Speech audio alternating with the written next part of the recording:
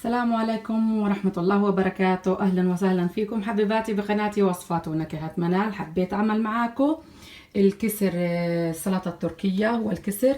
وهو شايفين مكونات السلطة هذه كلها بتنحط جواتها. عندي خس بلدي صغير، وعندي خس كابوتشي، عندي بصل أخضر، عندي فلفل يعني خفيف الحد، يعني متوسط الحد، عندي ليمونتين كبار، عندي 3 حبات بندورة، عندي 3 بصلات متوسطين الحجم، وعندي حزمة بقدونس كبيرة، عندي معلقة كبيرة من دبس الفليف، لا أنا بحبه حار، فيكون كنت استعمله مش حار، وعندي معلقتين من دبس البندورة، وعندي معلقة كبيرة من النعناع الناشف، وملح وفلفل أسمر وزيت زيتون، وعندي معلقة كبيرة من البرغل الناعم. شايفينه برغل ناعم أبيض، وبنعمل بالبرغل الناعم الابيض زي ما انتم شايفين. انا معايراهم تقريبا تيجي 300 جرام. هلا بديرهم هنا وبحط عليهم ميه بارده مش سخنه، وبتركهم على جنب لحد اول شي بننقع البرغل وبنحطه على جنب. ايش بدنا نعمل؟ اول شي بدنا نخرط البصل، وبعد هيك نشوف ايش بدنا نعمل مع سوا. بدنا نقطع البصل، طبعا ناعم كثير بدنا نقطعه، ما بحبش احطه بالكبه لانه بنزل ميه، فهيك احسن على ايدك ناعمه. نعمل هيك.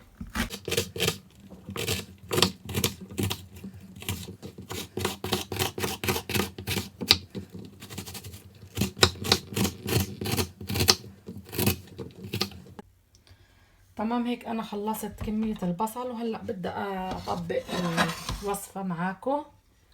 نولع الغاز ونحط زيت زيتون، نص كوباية زيت زيتون.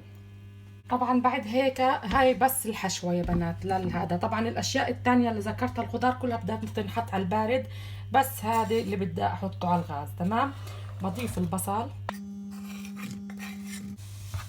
بحرك البصل منيح بس يبدل معنا البصل. بنضيف النعناع زي ما قلت لكم معلقه كبيره، ودبس الفلفله، دبس البندوره،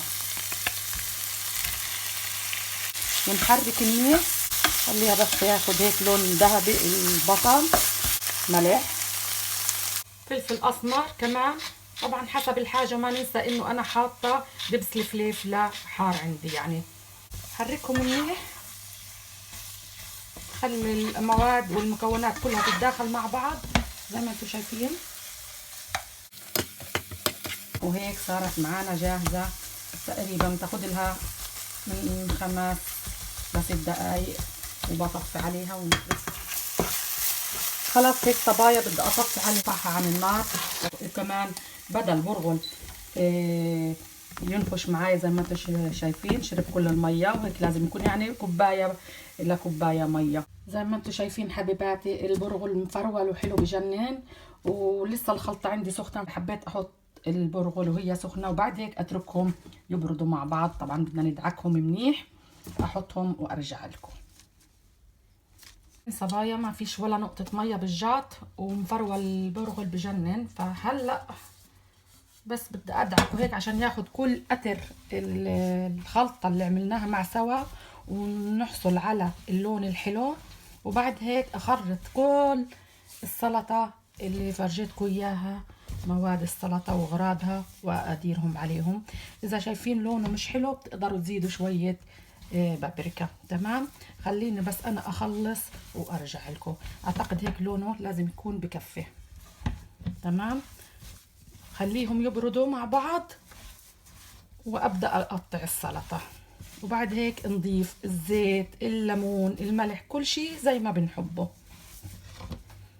اتركه يبرد. هلا بدنا نكمل سلطه الايش او التبوله التركيه بعد ما بردت معايا الخلطه على الاخر. نديرها في وعاء عشان نكمل تحضيراتها.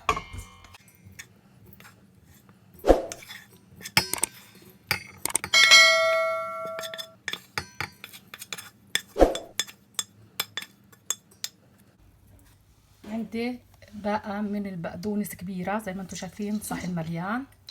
وكمان بصل أخضر 4 عواد، شايفين كمية منيحة من الخضرة. عندي كمان معلقة كبيرة فلفل حامي أو قرنين فلفل من المتوسط الحاد الموجود. بندورة بحطها لو بدي أكل التبولة بنفس اليوم أو تاني يوم، بعد هيك يعني يفضل لا بدون بندورة إذا 3 أيام أو يومين أكتر، عشان ما تحمض السلطة معنا أو الإيدج. عندي هنا تقريبا نص راس آيس بيك سلطة، وبدي احطه على التبولة او العيش التركي. كتير مهم احطه زي ما انتم شايفين خشن، مربعات كبيرة زي ما انتم شايفين، عشان ما يتبل، لان انا بدي الخضرة تكون فريش تضلها محافظة على نفسها. حاول افكفكهم بس من بعض. يا سلام يا سلام، طبعا مغسول ومنشف منيح يا صبايا، او يا جماعة يلي بيشوفني بقول لي دايما صبايا صبايا. عندي هان ليمونة كاملة بدي اعصرها.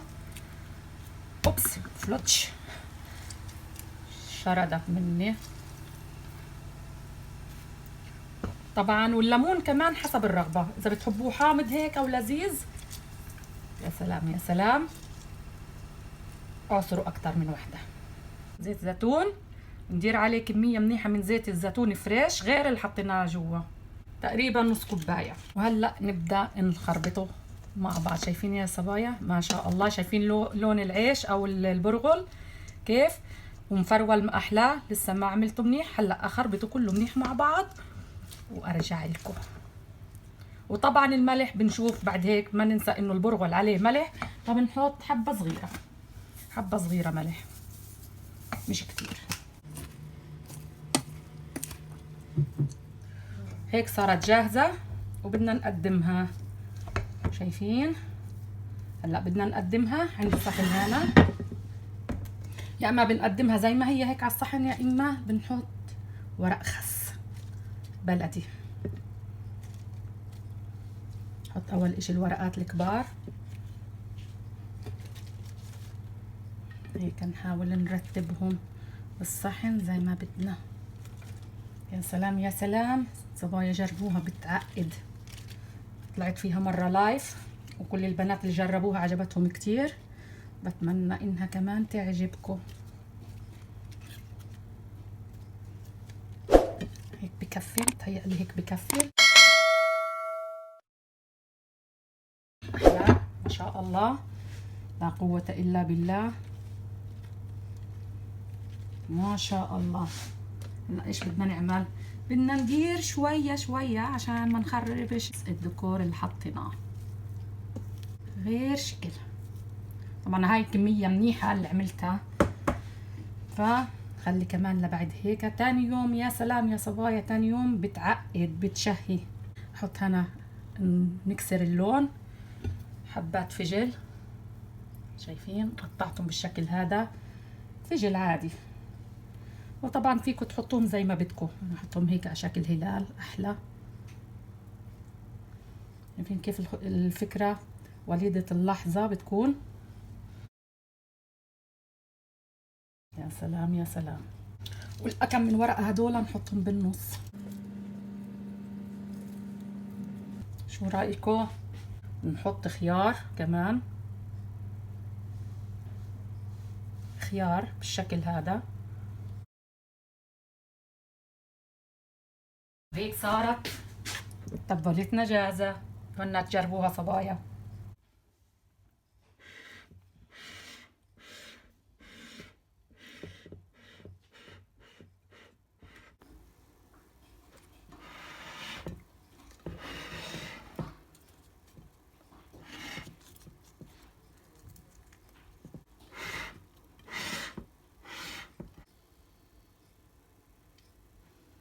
وهيك قدمته جنب الصفيحة أو الفطاير الحلزونية.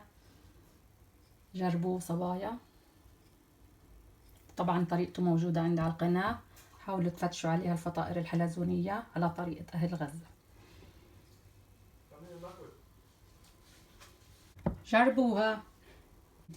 أشوفكم بفيديو جديد، ولا تنسوا حبيباتي إذا عجبكم الفيديو لايك وشير واشتركوا بالقناة وفعلوا الجرس حتى يصلكوا كل جديدة، ورافقوني بكل وصفاتي، واستنوني بوصفة جديدة ونكهة جديدة من وصفات ونكهات منال. والسلام عليكم ورحمة الله وبركاته.